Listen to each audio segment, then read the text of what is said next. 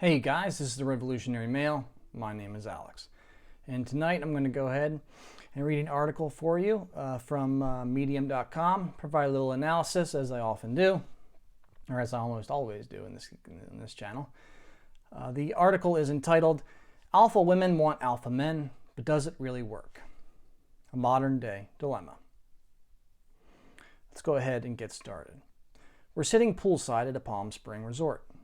Two friends who haven't seen each other in 8 years. We've been talking nonstop for the last several hours, catching up. My friend flew in from Chicago for a girls' weekend. She'd informed her husband the night before that she was heading out of town. That's how they roll. Danny's a badass executive vice president of a large corporation who flies all over the world for work while her husband takes care of the kids. He used to have a busy career directing commercials, but the work dwindled once he became more engaged in childcare. Now, both kids are grown. One in college, the other finishing high school. Still, Danny's husband isn't working. When I get home, she says, he's just sitting there reading a magazine. Maybe he's taking a break, I offer. That's not it. He's not pushing his career anymore. He's content to take care of the house and the kids, which is great, but all his ambition is gone. It's not sexy. But he's the reason you've been able to fly all over the world in a moment's notice, right? Yes, I guess it's true, but he could at least display an ounce of ambition in life.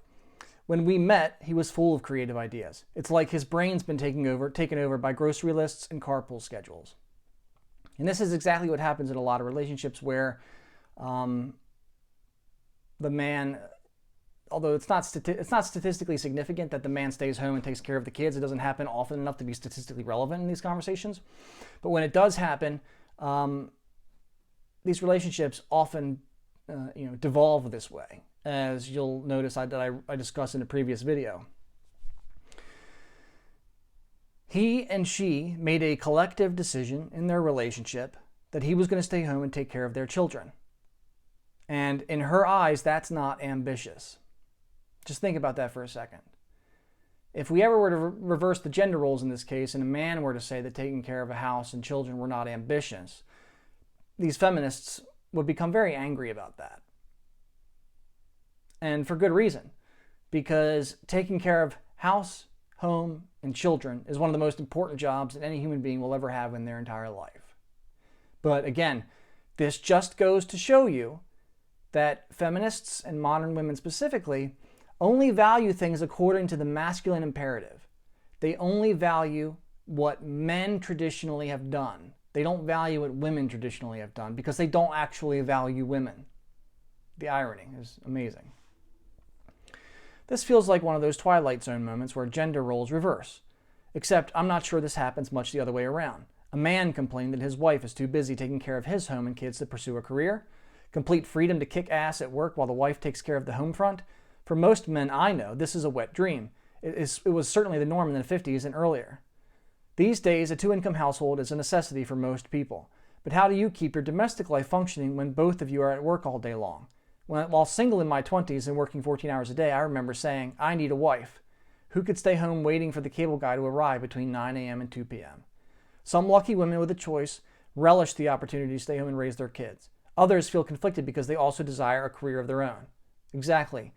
Those women, like this author here, have become the men that they want to marry. And so it's going to be very difficult for them to find a man who is equivalent to them in their ambition and their professional success, who's going to want them in return. And notice how she even phrases this. When she was in her 20s and working 14 hours a day and single, she would say, I need a wife. This is the conundrum of our generation. TV creator and writer Shonda Rhimes said in her commencement speech to Dartmouth class of 2014, whenever you see me somewhere succeeding in one area of my life, that almost certainly means I am failing in another area of my life. If I am killing it on a scandal script for work, I am probably missing bath and story time at home. If I am at home sewing my kids' Halloween costumes, I'm probably blowing off a rewrite I was supposed to turn in. And this here is where the feminists have gone completely wrong. They always believed, and articulated this often, that men had it all. Men could have everything. Men could have a wife and kids and a career. They never recognized how much men sacrificed their home lives to take care of their families. by going out and working. They never recognized that work and that sacrifice, and they never valued that sacrifice, so they never valued men for making it. From where I sit, Danny has it all. A successful career, children, and a parent to look after them when she's away. But I get it. Successful alpha men can be sexy.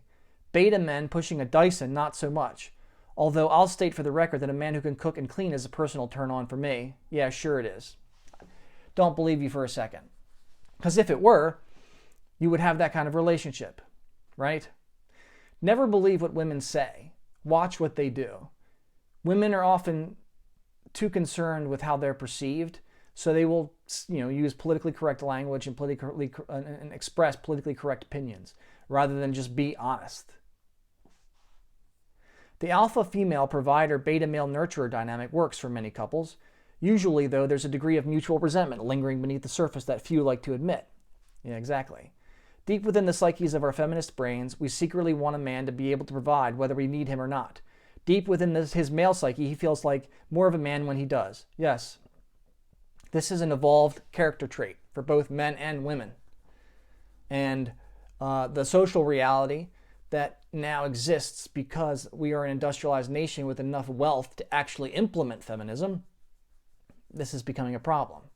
And that's definitely a video I'm going to do. I'm going to do a video where I discuss why feminism is even possible in the first place. Another friend, Liz, just left her 20-year marriage with a similar setup. She built a power career and he took care of the kids.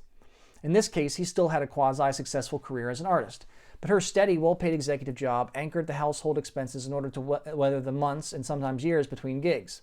He took care of everything around the house, including groceries and paying the bills, and provided her with cash, which she earned from the ATM, like a personal assistant. They stopped sleeping together. When she left the marriage, she did not even have an ATM card in her wallet. Shopping for groceries seemed lonely. She'd never done it before, and yet the excitement to explore new experiences, sexual partners, and her own independence overshadowed the fear and doubt that haunted her in the midnight hours. I want an alpha male, she tells me. Do you really want an alpha or a beta with a spine? I respond. Liz is a control freak. Most alpha men I know would not put up with her micromanaging tendencies. Maybe the sexy part for her would be a man who pushes back.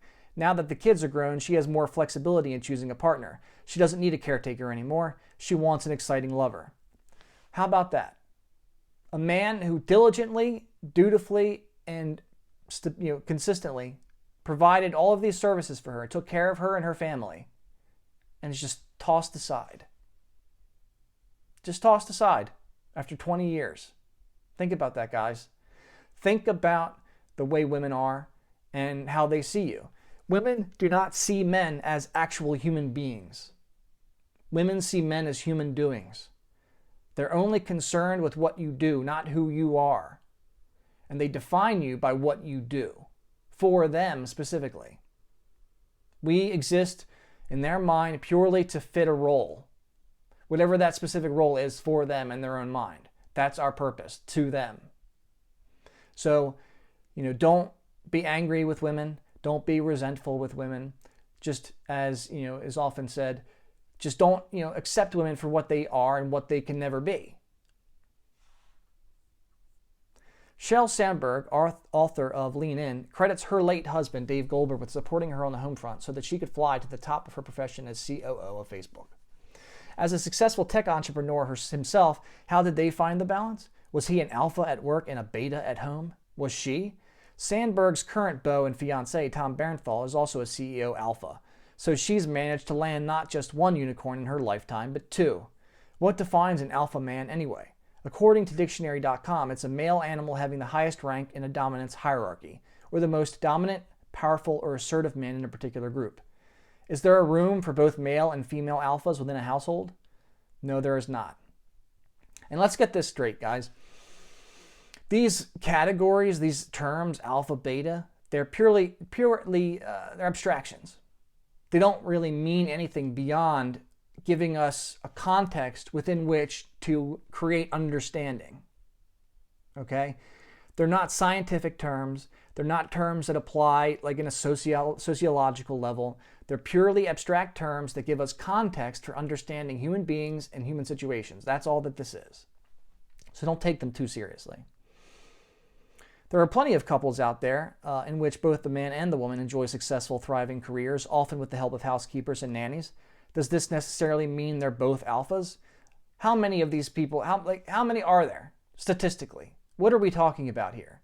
She says there are plenty of couples. She doesn't cite evidence for this. But what are we really talking about? Most people are average.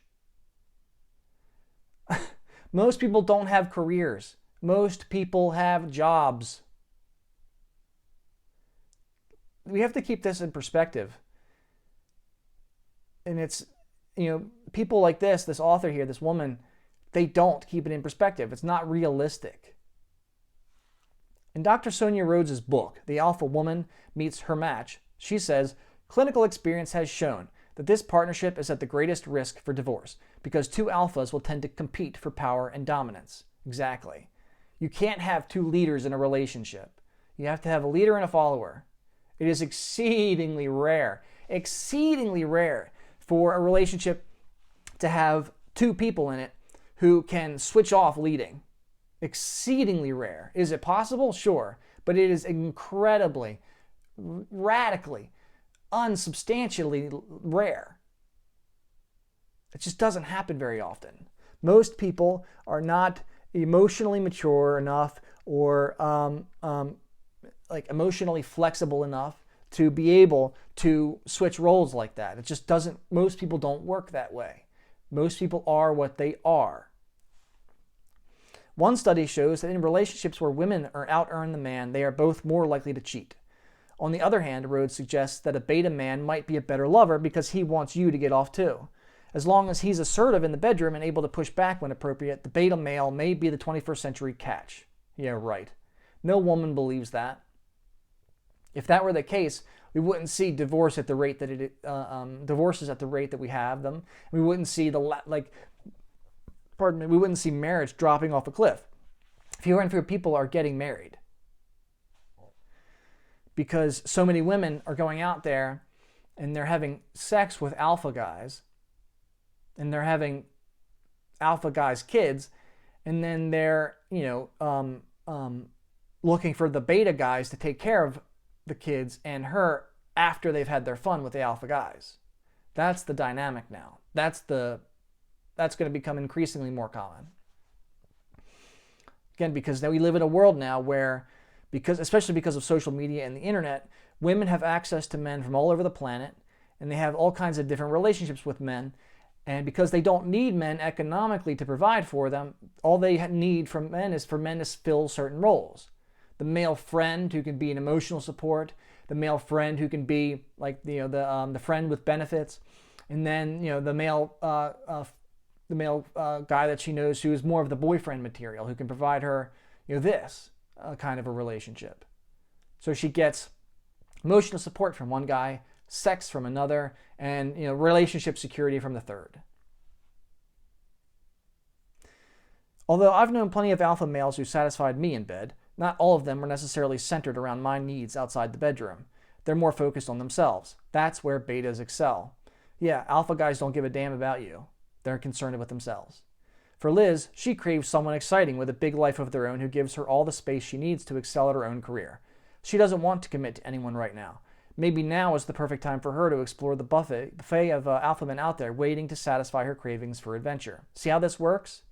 You get the beta guy to have kids with, and then once the kids are grown, you toss him aside and you go out and you fuck, you have sex with, the alpha guys that you actually want to sleep with. That's the modern woman, gentlemen. Of course, we all contain varying degrees of alpha and beta qualities. It's not all black and white. Some of us want a dynamo in the bedroom and the boardroom too.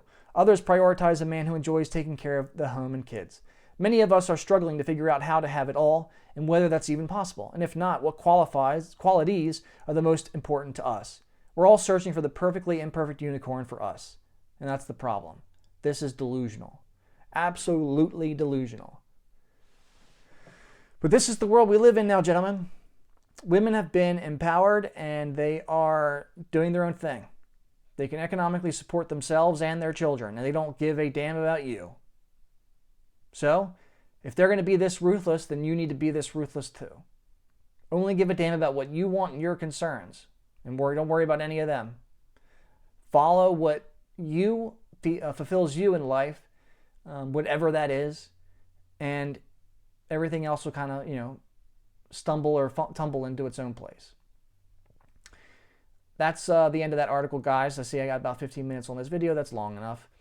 I hope you enjoyed the article and my analysis of it. This is all pretty straightforward, but we need a community as men, as we've been building here on YouTube, and I'm happy to participate in, where we talk about these things and give each other the space to communicate about this sort of stuff. Again, my name is Alex. This has been The Revolutionary Male. Please hit the like button or the dislike button, depending on your point of view. If you have any comments or criticisms or suggestions, go ahead and leave in the comment section below. If you want to contact me more directly, you can email me at revolutionarymale@gmail.com. Again, guys, my name is Alex. I look forward to seeing you on the next video. Come on, let's stop this video.